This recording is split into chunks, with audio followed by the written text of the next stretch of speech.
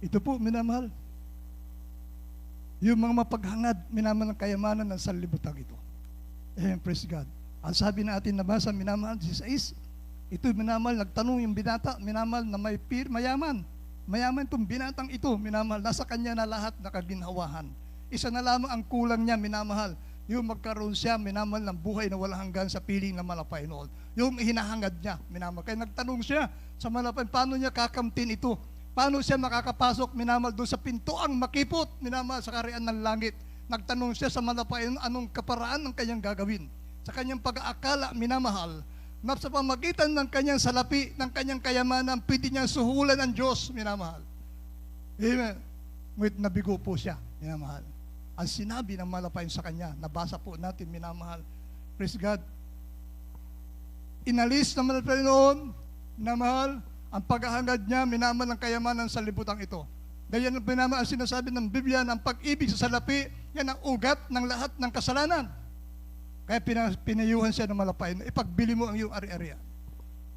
At sumunod ka sa akin. Bigay mo sa duka yung napagbilhan mo. At sumunod ka sa akin. Namanglaw, yung lalaki ito, mayaman, minamahal. Hindi niya kayang iwanan, minamahal, yung kanyang kayamanan, katulad ng asawa ni Lot, minamahal. Hindi niya kayang iwanan yung kanyang kayamanan, minamahal, praise God. Kaya namanglaw siya nung sabi sa kanya ng malapay noon. Minamahal, ipagbili mo ang lahat ng pag-aari at yung pinagbilhan mo, ibigay mo sa mga dukha at sumunod ka sa akin. Nililinis lamang siya ng malapay noon sa pamagitan ng salitang ito. Dahil nga po, minamahal, yung kanyang isip nandun sa kanyang kayamanan. Hindi niya kayang iwanan yung kanyang kayamanan. Kaya minamahal, sinabihan siya, minamahal. And praise God, talinghaga ng malapain, pagbili mo. Ibig sabihin ng malapain noon, talikuran mo na yung kayamanan mo. Doon sa langit, mas mayaman ka doon. Magpumit ka, pumasok sa pintuang makipot upang magkaroon ka ng buhay na walang hanggan. Palakpakan po natin ating pinapain ni Jesus. Ganyan po ang pagpasok sa langit, minamahal.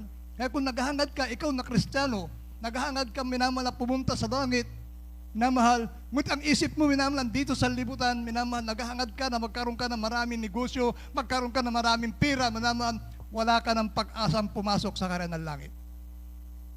Amen, praise God. Anong sabi, minamahal? Tanda yan ang pagtalikod mo sa mga Panginoon.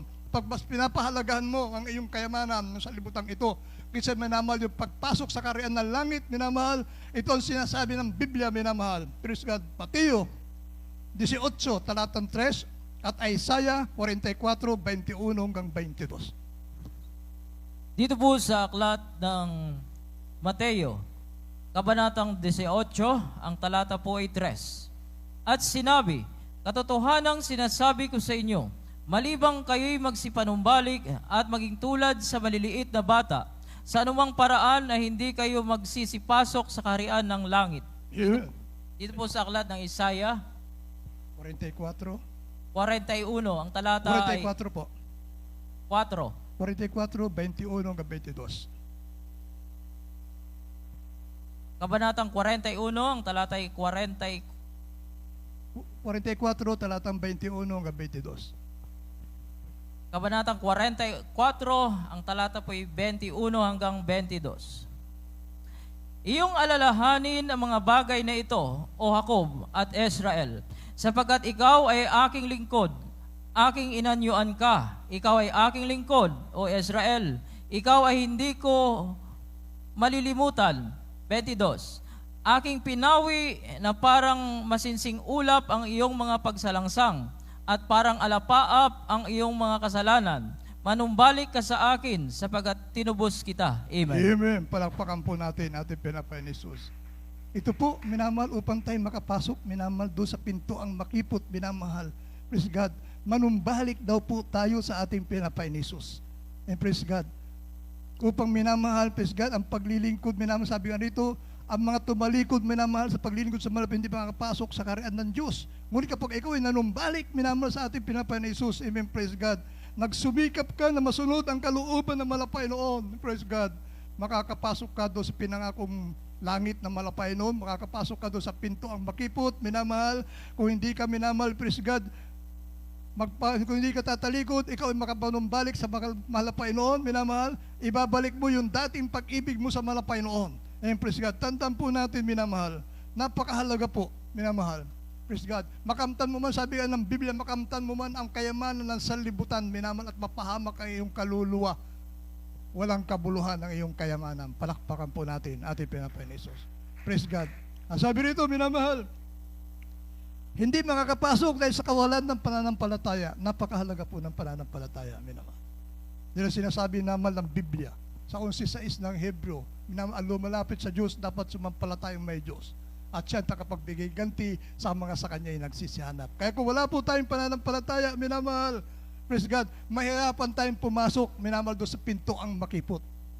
Mapapasama tayo doon sa marami, minamahal, na hindi makakapasok. Katulad nung panahon ni Noe, minamahal, praise God, nung siya pinagawa ng malapay ng daong, minamahal, doon sa ibabaw ng bundok, pinagtatawanan siya ng mga tao. Dahil sino nga naman ang gagawa ng daong nandun sa ibabaw ng bundok, paano mo ibababa yan, minamahal, sa tubig, minamahal, paano ibababa yan sa dagat, minamahal. Ngunit hindi alam ng mga tao na may magandang plano ang mahal na Panginoon. Iba yung plano ng tao, iba yung plano ng mahal na Panginoon, minamahal. At nung matapos na yung, minamahal, daong na pinagawa niya kay Noe, minamahal, nagpaulan ang mahal na Panginoon, 40 araw, 40 gabi, minamahal, at umapaw magi ang bundok. Kaya pala doon niya pinagawa, minamahal, sa ibabaw ng bundok, minamahal, yung daong, dahil aapawan pala ng tubig, minamahal, magi ang bundok, minamahal, hindi, wala kang makikita ang bundok, minamahal, at umapaw na yung tubig hanggang bundok, minamahal, doon, minamahal, lumutang yung daong ni Noe. At yung mga tao na nagtawanan sa kanya, minamahal, doon sila nagkukumahog ngayon, minamahal. Bakit sa bundok? Hindi na nila kayang languyin yung bundok. Minamahal, napakalalim na ng tubig. Hindi na sila pwedeng lumapit sa daong. Minamahal, kaya doon pinagawa ng malapay noon. Minamahal, yung daong, minamahal, kung sa tabing dagat na pinagawa yun, minamahal, madaling pupuntahan ng mga tao. Pag nakita nila mataas na yung tubig, baha. Kaya pinagawa niya doon sa bundok upang yung mga tao, minamahal, hindi na kayang pumunta doon. Amen, praise God. Kahit anong sigaw nila, sabi nila, Noe, Noe, buksan mo ang pinto. Ang sabi ni Noe, wala na, sarado na, sinara na ng mahal na Panginoon. Palakpakan po natin ating pinapay. Nakuha niyo yung logic, minamahal? Dahil kung nasa dagat, minamahal, pag nakita ng mga tao, minamahal, na tumataas yung tubig, makakatakbo pa sila roon. Minamahal, mapupunta nila yung daong, magpupumilit silang pumasok doon. Hanggang sirain na yung daong, kung maaari. Minamahal, kapag ang daong nasa ibabaw ng bundok, ang tataas ng bundok, nagulat yung mga tao, walang tigil yung ulan, pataas yung tubig, minamahal, hanggang sa matanaw nila, minamahal, lumutang na yung daong, minamahal, dahil yung bundok, wala na, natakpan na ng tubig, hindi na nila kayang lumapit doon, hindi na nila kayang lumangoy doon. Minaganon ang Kristiyano na naging pabaya, minamahal, sa paglilingkod, sa malapay pagdating ng panahon, minamahal, praise God, na kinakailangan mo, gustong-gusto mong pumasok sa karen ng langit, kung wala ka nang magagawa, minamahal, dahil pagpabaya ka. Amen, praise God. Hindi mo pinahalagahan, minamahal, yung sinabi ng malapay noon, minamahal, hindi mo pinahalagahan yung kaligtasan kaloob sa iyo ng malapay noon, hindi mo pinahalagahan, minamahal, praise God, yung hirap na ginawa ng malapay, magkaroon ka lamang ng kaligtasan. Amen, praise God. Nung panahon, minamahal, hindi pa natin kilala ang malapay noon. Napakaganda ng plano ng Diyos, minamahal. Amen, praise God. Napakaganda ng plano ng Diyos sa atin, minamahal. Tignan niyo, minamahal. Panahon na hindi pa natin kilala ang ating pinapay ni Jesus, maginhawa ang ating buhay. Pinahintulot yan na malapay noon. Maginhawa, masarap ang buhay mo, pinahintulot yan, minamahal. Hanggang sa magkaroon ka ngayon ng karamdaman. Pinahintulot din yan, minamahal ang malapay noon, upang matuto ka, minamahal, na hanapin mo ang ating pinapay ni Jesus. Amen, praise God. Ginhawa ang iyong buhay, punong-puno ka naman ng karamdaman, minamahal. Nagawa mo lahat ng paraan. Pinabayaan ka ng Diyos. Sige, gawin mo lahat ng karaan na magagawa mo. Pinahintulot ng Diyos yan. Hindi ka pa rin nagkaroon ng kagalingan sa iyong karamdaman. Punong-puno ka pa rin ng kabagabagan. Naubos mo na ang kabuhayan mo, minamahal. Walang pagbabago sa buhay mo. Punong-puno ka pa ng kabalisahan, minamahal. Ngayon, praise God. At ito, minamahal, ang nakita naman ng Panginoon. Tandaan po natin, minamahal. Kung pinahintulutan ng Diyos, minamahal, na yung panahon na yun, minamahal, na punong-puno ka ng karamdaman at ikaw ay minamahal, binawian na ng buhay. Amen, praise God. Wala ka ng kaligtasan. Dahil hindi ka naglingkod sa malapay noon. Praise God. Ngunit minamahal, sinasabi ng Biblia, minamahal, yung plano ng Diyos, minamahal, dahil mayroon siyang magandang layunin sa iyo. Dahil kung talagang pinili ka ng Diyos, nasa sinapupunan ka pa lamang ng iyong ina, pinili ka na ng malapayan. Tandaan po natin, minamahal, hindi tayo ang pumili sa malapayan. Diyos ang pumili sa atin. Parakpakan po natin, ating pinapayan. Amen, praise God.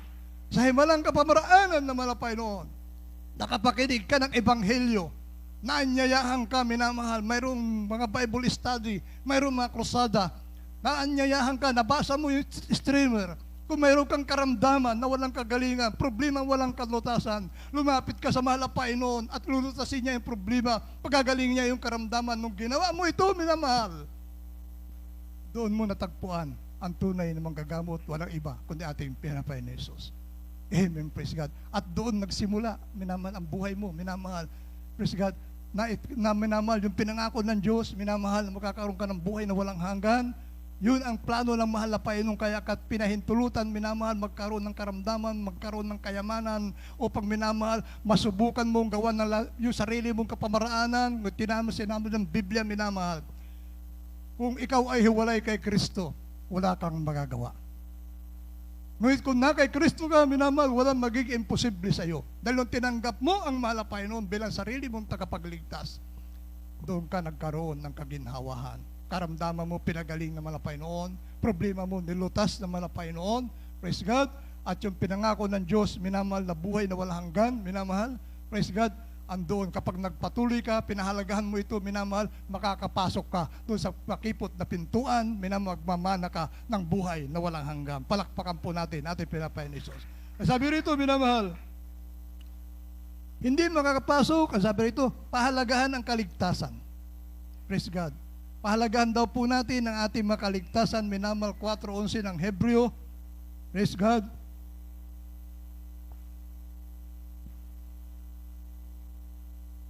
Dito po sa Hebreo, chapter 4, verse 11. Magsipagsikap nga tayo ng pagpasok sa kapahingahan niyaon upang huwag marapa ang sinuman ayon sa gayong halimbawa ng pagsuway. Amen. Amen. Magsipagsikap tayo. Minamahal, paulit-ulit na sinasabi ng Biblia. Magsikap. Magsipagsikap tayo. And praise God.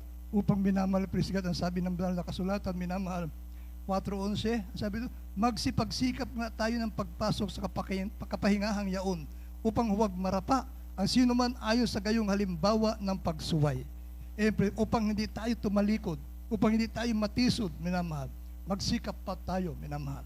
Dahil sabi nga, minamahal, kapag ikaw ay matitisurid, minamahal, wala kang, minamahal, lugar, wala kang puwang sa kaharian ng ating Panginoon Jesus. Dahil minamahal, praise God, nung tayo, minamahal, ay tinubos ng malapay, nung patay na yung dati nating pagkatao. Ay kinabubuhay natin ngayon, minamahal, ay kay Kristo na. Amen, praise God. Mula nung tayo tinubos ng malapay, ng biyaya ng Diyos, minamahal, wala na yung dating pagkatao natin. Minamahal, sabi ng Biblia, pinatay na ito, kasama ni Kristo na napako sa krus, yung dati nating pagkatao, at tayo ngayon, minamahal, nabubuhay na sa biyaya ng ating pinalapay ni Jesus. Amen, praise God. Sabi nga ni 2 Korinto, minamahal 5:17, na kung sino man ay na kay Kristo, siya'y magiging bagong nilalang. Ang mga dating bagay ay nagsilipas na. Narito, sila'y pawang naging mga bago. Kaya kung ikaw ay maramdamin pa, minamahal, matampuhin ka pa, minamahal, nasasaktan ka pa sa salita ng Diyos bilang pagtutuwid, minamahal, hindi ka pa tunay na anak ng Diyos. Amen. Wala kang puwang na makapasok sa pintuang makipot na kaharian ng ating Panginoon ni Jesus. Amen. Praise God. Kaya sabi rito, minamahal, yun nakasulat lamang sa aklat ng buhay ang siyang makakapasok sa kaharian ng langit. Amen. Praise God. Yun nakasulat lamang. Amen. Praise God. Tandaan po natin, minamahal. Dahil yung pangalan po natin, minamahal, kaya pang burahin yan kapag nagpabaya ka sa paglilingkod sa Panginoon. Kapag pinabayaan mo, minamahal, yung iyong mga kaligtasan, minamahal, maaring mabura pa yung ating pangalan. Kaya sabi ng Biblia, yung nakasulat lamang sa aklat ng buhay, nakasulat ang pangalan sa aklat ng buhay, ay siya makakapasok sa kaharian ng langit. Huling talata, 21:37 ng Apokalipsis. Maganda po ating minamahal. 21:27, excuse me po. Dito po sa aklat ng Apokalipsis, kabanatang 21, ang talata po'y 27. at hindi papasok doon sa anumang paraan ang anumang bagay na karumaldumal o siyang gumagawa ng kasuklam-suklam at ng kasinungalingan, kundi yaon lamang na mga nakasulat sa aklat ng buhay ng Kordero. Amen. Amen. Palakpakan po natin ating pinapanis. God bless po pagkabasa po ng malasalita ng Malapainom. Hindi papasok doon sa anumang paraan ang anumang bagay na karumal-dumal o siyang gumagawa ng kasuklam-suklam at ng kasinungalingan. Amen. Praise God. Kundi yaon lamang mga sulat sa aklat ng buhay ng Kordero. Amen. Praise God. Hindi makakapasok, minamahal, sa pintuang makipot. Minamahal, praise God, ang sabi rito, minamahal, yung mga hindi nakasulat ang kanilang pangalan sa aklat ng buhay. Yung mga gumagawa, minamahal, ng karumal-dumal, minamahal. Praise God. Gumagawa ng kasuklam-suklam at ng kasinungalingan. Amen, praise God. Kaya po, minamahal, napakahalaga po, minamahal. As sinasabi, minamahal, ang unang Samuel 15:22, obedience is better than sacrifice. Amen. Obedience is better than sacrifice. Ang pagsunod ay mas maigi kaysa pagbibigay ng hain ng mga mangmang. Amen, praise God. Napakahalaga po, minamahal, ng pagsunod. Praise God. Kung paano sa ating mga buhay-buhay, minamahal. Praise God. Sa isang sambahayan, kapag masunurin ka sa iyong magulang, minamahal, hindi ka masuwayin, minamahal, gustong-gusto ka ng iyong magulang. Kahit anong hilingin mo sa kanila, ipagkakalob sa iyo dahil ikaw ay masunuring anak. At yung masunuring anak, minamahal, mayroong magandang kinabukasan. Amen.